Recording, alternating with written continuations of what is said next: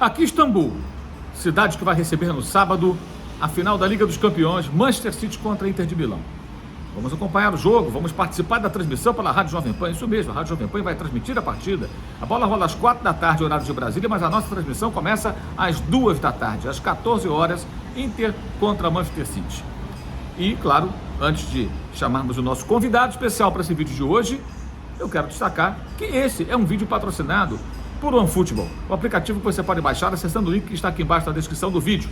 No OneFootball você acompanha, por exemplo, nessa rodada de Libertadores, Copa Conmebol Libertadores e Copa Conmebol Sul-Americana, os melhores momentos dos jogos. É isso mesmo. Sai um gol, sai um lance importante, logo depois você vê no OneFootball. E mais, você tem também os melhores momentos dos jogos do Campeonato Brasileiro que volta no final de semana. Conteúdo de graça, não paga nada por ele, além de vídeos, entrevistas, estatísticas em tempo real das principais competições pelo mundo. Inclusive, de sábado, você vai acompanhar no OneFootball todos os números, todas as estatísticas de Manchester City contra Inter de Milão nessa final da Liga dos Campeões. Faça o download do OneFootball, link na descrição do vídeo, também no QR Code que você viu passando aí na tela. É uma maneira de você apoiar o canal, porque mostra para os nossos amigos do OneFootball a força do youtube.com/MauroCésar. Nosso convidado, Rafael Rabelo, do Falando de Tática, o canal Falando de Tática, faça inscrição, é quem vai fazer uma análise detalhada de Manchester City e Inter de Milão. Diga lá, Rafa. Salve, Mauro! Um abraço para você, um abraço para todo mundo que estiver assistindo aqui esse vídeo, esse conteúdo. Uma oportunidade muito bacana para mim poder falar sobre essa grande final da Champions League entre os times azuis de Manchester City e Inter de Milão. Se a gente for pensar em futebol de clubes, né, é a partida mais importante do ano, com certeza. Vamos destrinchar um pouquinho essa partida taticamente, vou trazer algumas informações aqui para vocês. Então, sem muita enrolação, vamos direto ao que interessa. Vamos lá. Bom, pessoal, então esse é o pré-jogo Manchester City e Inter de Milão, essa grande final que vai acontecer nesse sábado em Istambul, pela UEFA Champions League. Bom, vamos falar um pouquinho primeiro da Inter de Milão, né, do Simone Inzaghi, do Lautaro Martinez. Sistema de jogo é 3-5-2. É o 6º melhor ataque da UEFA Champions League, com 19 gols. Sofreu 10 gols. É a 4ª melhor defesa, se a gente for pensar em média de gols sofridos. Não sofreu gols em 8 dos 12 jogos disputados. Bastante interessante esse dado. Me chamou bastante atenção. 45% só de posse de bola. É um time que não gosta muito de manter a posse. O time faz um jogo muito direto. A gente vai falar mais sobre isso. É o time que tem menor posse de bola entre os grandes, né? Entre os times mais importantes. Se a gente não for levar em consideração aqueles times menores da Europa. É a terceira equipe mais velha da UEFA Champions League, com média de 29 anos. O artilheiro da Inter na UEFA Champions League é o Lautaro Martinez, com 6 gols. E o cara que deu mais assistência na Inter é o Di Marco, o ala esquerdo. E ele é um dos líderes de assistência na UEFA Champions League. Em relação ao City, o sistema de jogo é 4-3-3. Melhor ataque da competição, com 31 gols. Só no RB Leipzig, no jogo de volta das oitavas de final, foi 7-0. Melhor defesa, com 5 gols sofridos. Incrível saldo de gols de 26, 60,2% de posse de bola. E pasmem, não é o time com maior posse de bola no campeonato, é o segundo atrás do Barcelona, do Xavi. E aí faz sentido que o Xavi é um discípulo, né, do Guardiola, foi jogador dele. É o líder em toques na área, 25,4 em média. Então é um time que está sempre no campo do adversário, sempre em cima do adversário. Então por isso que é um time que está sempre fazendo muitos toques dentro da área. A equipe que menos sofre finalizações, 7,49. Time muito seguro, muito estável e que, como está sempre com a bola, acaba sofrendo poucas finalizações, poucos gols, né? Então, é um time muito, muito, muito forte. O artilheiro do City, também o artilheiro da competição, é o Haaland, com 13 gols. E o Kevin De Bruyne é também o líder de assistências da UEFA Champions League, o líder de assistências do Manchester City, empatado com o Di Marco, com 5 assistências.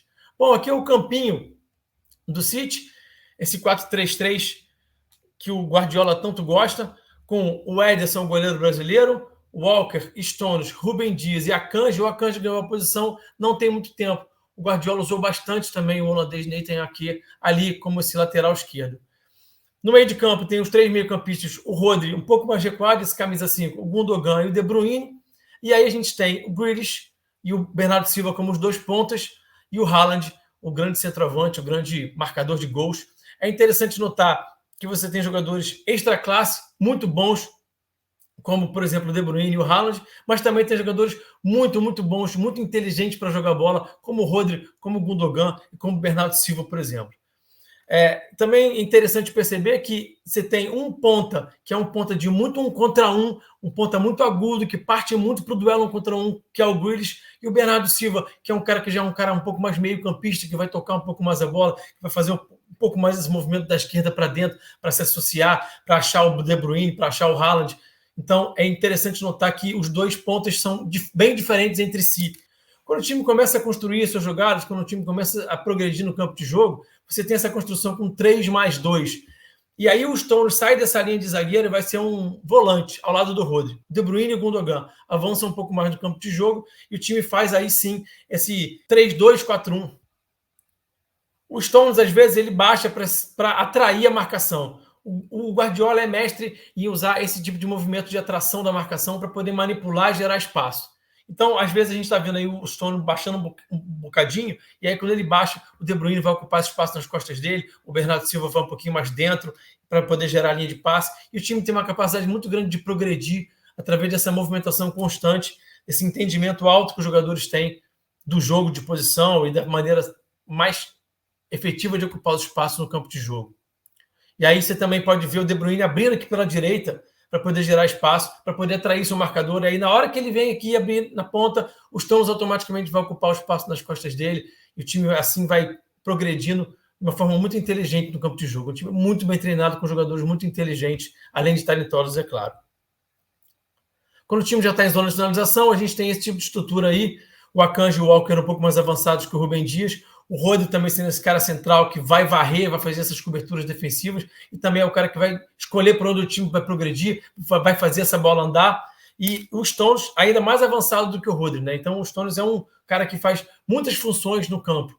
Ele é zagueiro, ele é volante. Quando o time está numa zona de finalização, ele já é esse cara que é quase um meia. E aí eu marquei essa parte aí de amarelo para poder mostrar para vocês que essa zona aí é conhecida como entrelinhas, né? E o City é um time muito bom em atacar o entrelinhas. Eu vou explicar um pouquinho mais sobre isso quando estiver falando sobre o Inter de Milão e como é que pode se dar esse encaixe do entrelinhas do City com o entrelinhas da Inter de Milão, ok? Vamos seguir. Quando o time está defendendo, quando o time baixa um pouquinho mais o bloco, às vezes é necessário, né? A estrutura é de 4-4-2. Os dois pontas vêm fazer companhia para os dois volantes, e quem fica sobrando nessa primeira linha junto ao Haaland é o De Bruyne. E aí o Stones, como eu já apontei, né? Sai lá de ser um meia para poder baixar aqui, para poder voltar a ser um zagueiro. E é muito interessante realmente perceber essa movimentação dos Stones e essa função que o Guardiola encontrou para ele. Eu marquei de branco essas diagonais, que é a forma como o time tenta fazer para se defender, para poder ocupar os espaços também defensivamente, de uma forma a incomodar o adversário, sempre com essas diagonais, sempre tentando fechar as linhas de passe. É uma marcação bem zonal, mas é uma marcação bem agressiva e que está sempre muito pressionante, né? É importante também ressaltar que quando o City perde a bola no campo de ataque, a pressão pós-perda é muito forte. O time é muito agressivo na marcação. Assim que perde a bola, os jogadores já partem para cima do adversário para poder retomar essa bola o mais rápido possível. E aí, voltando ao bloco baixo, quando a bola está do outro lado, a dinâmica se repete, só que do outro lado, com o Grealish baixando um pouco mais, o Gundogan indo para próximo do Akanji, do Rubem Dias, e por aí vai. Agora a gente vai falar do outro time de azul, só que o azul da Itália, a Inter de Milão, que está aí na final com muitos méritos. É claro que tem um favorito destacado. E esse favorito é o time azul de Manchester, é o time do Guardiola, é o Manchester City. Mas a Inter não chegou aí por acaso, tem muito mérito, é um time muito intenso, muito duelista, que se defende muito bem, com alguns jogadores também de muito talento, e que pode sim arrumar uma surpresa, pode sim beliscar aí e surpreender nessa final. Ninguém ganha jogo de véspera, né, gente? Bom, a formação da Inter é um 3-5-2. A gente tem o goleiro camaronês, ótimo goleiro Onaná, e aí vale a pena ressaltar que a gente vai ter um duelo de dois goleiros que são muito bons, tanto debaixo da baliza, tanto defendendo, né, quanto com os pés. São dois dos melhores goleiros jogando com os pés. Eu ainda vou entrar um pouquinho no detalhe do Onaná com os pés no Inter de Milão, que é muito importante. E aí você tem os três zagueiros, Darmian, Acerbi e Bastoni, os três meio-campistas, Çalhanoğlu, Mkhitaryan e Barella, e os dois alas, Dumfries e Di Marco. E na frente, Lautaro e Dzeko. Se você não tem na Inter de Milão jogadores extra-classe como você tem no City, como Haaland e como o próprio De Bruyne, vocês têm alguns jogadores de muita qualidade. Eu, pelo menos, adoro o Dumfries, acho um jogador muito forte, muito eficiente, que ataca muito bem, defende com muita vontade também, é alto, vai bem no jogo aéreo. O Di Marco é um jogador interessante. O Çalhanoğlu bate muito bem na bola. O Barella faz muito bem esse box-to-box, faz muito bem esse vai e vem, joga de uma área até a outra, muito dinâmico, muito eficiente também quando chega perto da área para finalizar jogadas. E a dupla de ataque. O Dzeko pode não ser o atacante assim mais espetacular do mundo, mas é muito eficiente, muito forte, muito artilheiro. E o Lautaro também é um belíssimo jogador. Ficou um pouco marcado por uma Copa do Mundo não muito boa que ele fez, mas depois da Copa do Mundo, quando voltou para a Inter, fez ótimas partidas, tem marcado muitos gols e é muito importante, tem dado assistência, é bastante importante, é um baita de um jogador também.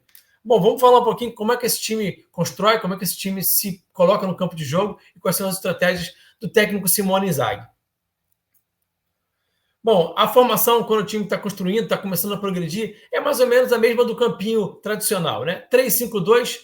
E aí você vai ter a seguinte dinâmica. O Çalhanoğlu é um cara muito importante para tentar vir ajudar esses três zagueiros para poder gerar a linha de passe e progredir. É o cara que baixa mais para vir buscar essa bola, né? E aí, quando a coisa aperta, isso deve acontecer bastante, porque o City marca muito alto, pressiona muito forte. O Onaná é uma válvula de escape muito importante no sentido de que ele é um cara muito bom para fazer essa bola longa. E aí você vai ver ele fazer essa bola longa no Lautaro.